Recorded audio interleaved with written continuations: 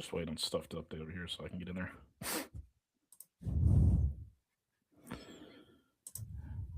Is it showing live?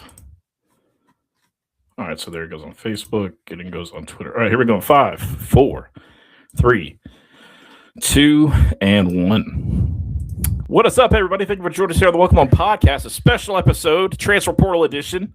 This is your host, FG, and I'm joined by Because Q. What it do, y'all? Y'all know what it do. Man, Q, like we talked about last time, the hits were starting to come in for the Gamecocks. And sure enough, here we are. The South Carolina Gamecocks have made a massive move today on Thursday on January 8th, where South Carolina just received a commitment from the number one offensive tackle in the transfer portal, a former 5-star that is considered now a 4-star that's considered now a 5-star in the transfer portal rankings from NC State, and that is Jacarius Peak, the redshirt junior out of Valdosta, Georgia. Q, what a massive get for the Gamecocks. He's considered the top 5 player in the transfer portal. He's the number 3 player in the transfer portal. What a huge get for the Gamecocks tonight. I don't disagree, bro. Listen, man. I remember when everybody freaked out the first 2 hours of the portal being open. Like, the portal just gets open. Like, literally, it was unreal, the freak out that happened within that, like, 2 seconds. One article gets posted out, the portal's open, this is what we hear. And you don't see South Carolina's name, and all of a sudden, we suck. Shane ain't serious. You see Kentucky's name. Kentucky going to have a better roster than us. All is lost. And now look at where we're at here today at this moment at 9:37. What 6 days later, because the portal's been open since the second, so 6 days later, and Beamer has gotten the top portal tackle to his 4-18. Yeah. Now, FG, you know as well as I do, I was very adamant and very serious when I said, let this play out. Mm-hmm. You can't freak out about what's going on. The portal is exactly what it is. It's the portal. And you know what's crazy about the portal? The portal giveth more than it taketh away, in my personal opinion. I hate the portal because I feel like high schoolers are the ones that's getting screwed over in the end in this situation. I do hate the 100%. portal, but since I have to embrace the portal, it definitely giveth more than it taketh away. There's over 4,000 people in that portal, guys. I think you guys aren't realizing the number, the mass, the number of that. And we're starting to still get top guys. Alabama couldn't even get him on campus. Let that sink in. Alabama could not even get that man on campus because we did what we needed to do. And honestly, Williams, I want to address Williams because he committed to Arkansas. Williams was looking at committing. Let me say that he was looking at committing. I think Williams kind of looks back at the situation because we pulled back on this, because we weren't finna get in a money tug with him. I bet he looks at situations like, man, I probably should have just committed because now look at the talent I would have been around. Because he's gonna have a time and a half up there in Arkansas. Yeah, he's gonna have a time and a half up there, bro. I'm not gonna sit there and lie. But Peak was huge. That shores up your blind side with someone who's played in big games and has started in all the big games and has had the experience in these big time environments. So I think this was probably on the scale of like getting a 5-star. I mean, it is. Shout out to our guy. Yeah, no, shout out to our guy Brandon. He comes through with the PFF things for us. Peak had an 83.7 passing grade in 2025, and on top of that, he was graded as the number 12 tackle in FBS with that grade. That's huge. That is monumental. And they didn't have no talent, really. They really didn't have no talent at NC State. So, no. You gotta. I mean, listen, man. Listen. This was massive. Let me iterate this a lot. Like this was a massive, massive situation that was there. And as we stated before, you have to let the process play out because you didn't know where this guy was going. That's a fact. No one knew where he was going. He only visited Texas A&M and us. And Texas A&M backed off. Mm-hmm. They had no choice but to back off. And once he did that, we knew what the game plan was. This is why you don't always know who's doing what, when, where, why, and how. You don't know when Shane's doing what.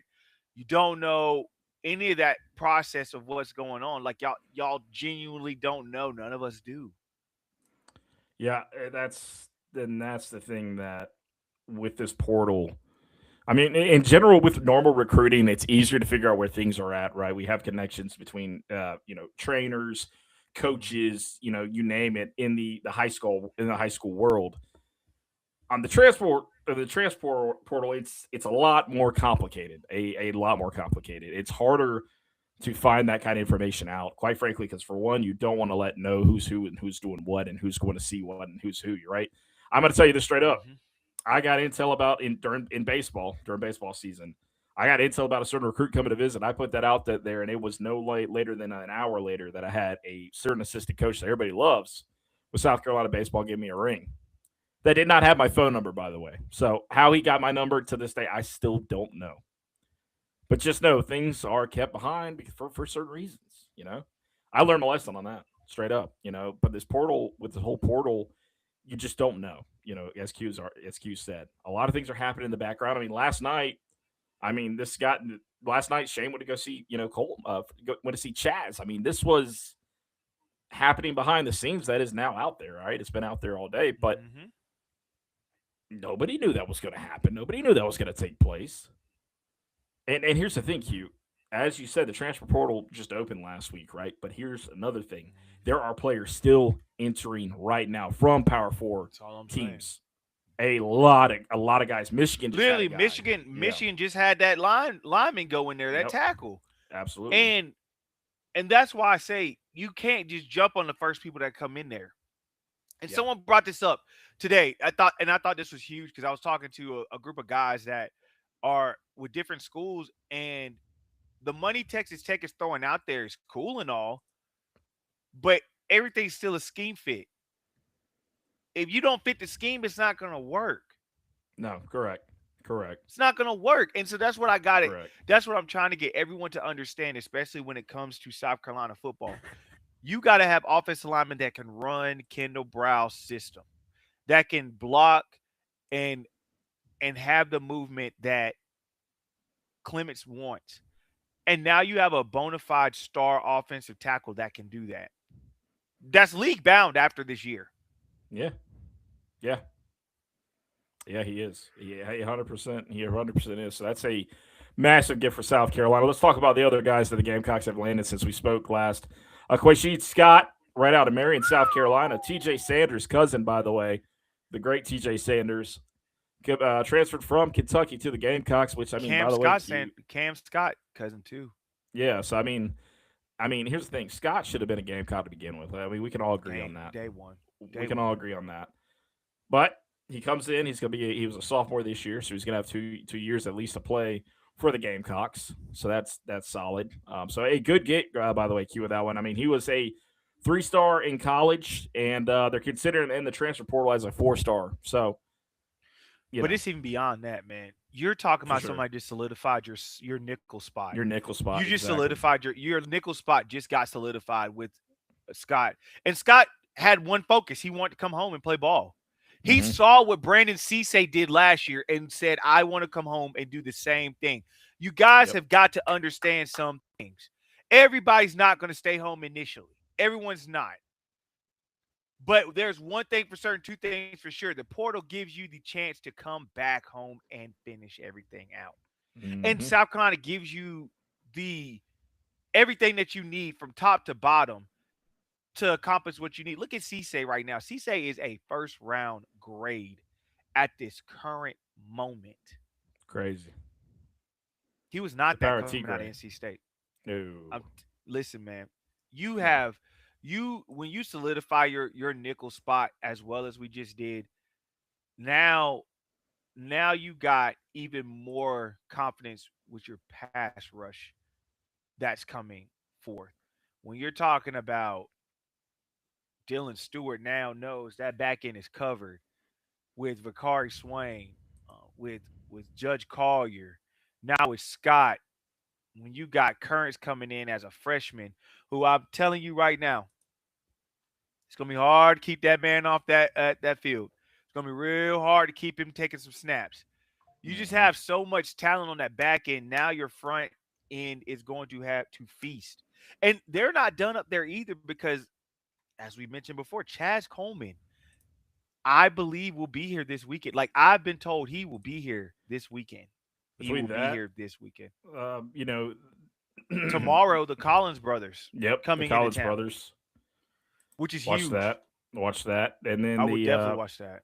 the twins from Florida State. We don't know what's going on with that. Florida State's not going to do what they need to retain both of them. They're gone. So there's an opportunity there for South Carolina. It's this defensive line right now looking into the It'll future be is nasty. very It'll be nasty. scary. It'll be Very nasty. scary. They're Like gonna be Q, nasty. we've been watching the highlights out of the All American Bowl practice, right? The Navy All American Bowl, and it's been insane, right? One of our twins is out there performing, and then of course you've got Julia Walker from Dutch Fork. Those two are absolute phenoms. They are making those Ohio State offensive linemen eat their lunch every single time, every snap. It's insane. It's And these are big, like 5-star offensive linemen, by the way, for Ohio State. It's crazy. as I've stated before, and I think this is the biggest thing I personally think when it comes to this group. You now have a chance to really dominate because your first two games, really your first three games, you have a chance to prove a point. Mm-hmm. First three, with one of them being the Mississippi State game. You prove a point in your first three home games with the confidence you can build going into Alabama. I mean, now you're talking about a totally different team. You're now looking at, can I really get to where I need to go? And this is where progress starts. This is where progress starts when you have Lenoris, as hard as he's been recruiting, trying to get people to help him in the long run. You've got a lot of things that are going on that you have to look at, and you're like, hey, this team is going to be a problem. This team is going to Right. be a problem. And they will. This team's going to be a huge issue, especially how it's going at the present moment with the portal. Yeah, yeah. And here's, and this is just, a few guys we spoke about. Now we got to talk about Jordan Thomas. He also, a guy that, yeah, quite frankly, let's call it out, is cute. Kirby Smart just kept him from coming to South Carolina. When it was, I mean, That's all the it was. Gamecocks were in that for his recruitment. That's all it was. Mm-hmm. That's all it was. That's all it was. So But Jordan also, I don't want to Thomas. forget the special. I don't want to forget the specialist that we got too, the kicker. Oh no. Oh Pete no. Limbo, Pete Limbo product. Mm-hmm. It's huge. Up, right up in your area, actually, out there in Murfreesboro, Tennessee, in that side Yeah. of Tennessee, Upton Belafont went 24 for 27. By the way, when he was between Buffalo and Mm-hmm. Texas Tech, Mm-hmm. I'll take that. Mm-hmm. I will take Has that. made a 50-yarder. So, folks, 51. there Yep. is a person on there's a person on our roster now that has made a 50-yard field goal in a game. Yep. It's a big thing. It really is. It's a big thing. It really is. So, hey, just a great stuff going on with the portal right now for South Carolina. They've really upped their ante. And like I said, people are continuing to jump in the portal. This is happening. That Michigan had a safety jump in the portal, former 4-star guy. Arkansas. They had an offensive lineman hop in the portal. Southern Cal, their quarterback, 5-star guy, he hopped in the portal. So I knew that was coming. yeah, I knew that was coming. absolutely. There's so many things happening right now, but I will say this, it seems to me that South Carolina is doing what's right and what's needed as far as in the portal, as we are seeing other teams do less. or they're doing it the complete wrong way. Take a look at LSU, for example, and the whole situation with the Washington quarterback. That was just a massive Lane almost got debacle the that. way that was handled. Lane almost got that boy in some serious trouble, man. My Are we? God, Ole Miss just got dragged. Oh my God, they got dragged for freaking 20 yards for a first. That is disgusting. Oh My man. God. But yeah, but yeah, you have some guys. I got a lot of questions about that. Um, like LSU, I mean they could get all of the players and stuff they want. They can Mm-hmm. get all that. Boy, if you ain't got no quarterback that can lead you, I that's all mean, I'm gonna say. Sam and I'm Levitt just next. I'm telling you, Sam Levitt's finna feast off. He's the winner in this situation because he's about to yeah. up the bag, up the ante, and that's exactly what's finna happen. I don't think he's gonna be worth what they're about to pay him. I'm gonna put it that way. Mm-mm. I'm just not seeing it. I'm just not seeing it. So if that's the case, it is what it is. You know, he had DJ Lagway. He went to Baylor. Which is really cool. I don't know if you saw that picture with him and RG3. But RG3 posted a picture when him and when DJ was a kid, which is really really cool. That Hey, was that's his neat. dad's alma mater too. Hmm. His dad's alma mater. So good stuff there. You know, some good stories out of that. But the portal keeps rolling. The portal keeps rolling. They spit somebody out. I mean, somebody hops in that portal every single day of the hour. It seems like every hour of the day. Hmm. And there's no telling who's going to hop in next. There's really not. There's really no telling at this point. It's facts. I No agree. telling. I agree. No telling. Well, we talked about the portal. IQ. I did want to talk about the Gamecocks real quick on the men's side of basketball and the women's side, but men's real quick. They handled business against LSU. Not only did they handle business, they went belt to ass. Let's call it how it is. They went up early on them and often. I let them come back Facts. in a little bit, but they held on. They didn't give it up, and they Hmm. ultimately won a huge game and in a very tough atmosphere. By the way, LSU's hard to win at, and they won 78-68. Won right in front of Lane Kiffin and Kim Mulkey. How about them apples? Yep. And Sam Levitt. Yep. And Elijah Strong. Elijah Strong. At least Sam Levitt can say he was present. And Lane Kiffin can say he was present for the Elijah Strong game, which was over 30 The points. man hit 30 points. That was a good game. They were tough. They played tough defense.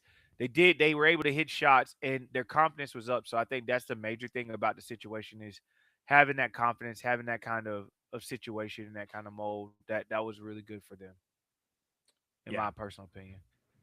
Yeah. Absolutely. Yeah. So shout out to the men's side and the women's side. Yeah. Well, Domination. what are you going to do? What are you going to do? The Gamecocks Domination. winners tonight 93-58 over Arkansas at Hmm. Arkansas in Fayetteville. Oh, buddy. It's facts. It was a slaughter. Hmm. It was It a was slaughter, bad. man. Yeah. Yeah, it was bad, man. 93-58. Final score to that one. Just Gamecocks continues to roll in SEC play, in everything. It's just they keep doing what they need to do, man. Hmm. I mean, Yep. they're good luck, man. Good luck stopping them. You know, Agreed. good luck Oh, Miami stopping missed a them. field goal. Miami missed a field goal. Oh 17-13 man, still. But yes, 17-13. trenches is a big thing right now. So everyone, I do want you to understand, trenches is a big thing. I'll talk a little bit about Nitro. I know some people brought up Nitro. No one knows what he's going to do. I think he's going to make a decision this weekend. Uh, I I was told it's us and Vandy. It could go either way. I don't know. I think we may get the upper hand on that because we have the experienced quarterback. And but Vandy probably has better playing time in my personal opinion. So wide receiver is really not one of my uh, worries. That's once again, this is me personally. Not worried there. Murph has already told you he's back. Mazio's told you he's back. You got Nick Harbor Mm-hmm. back. You got Jaden Sellers. You have Malik Clark who's coming back for a year for his redshirt freshman year. Who once again, you guys have not got to see what he can really bring to the table. Right. You have Jordan Gidron. You have so much talent in that room.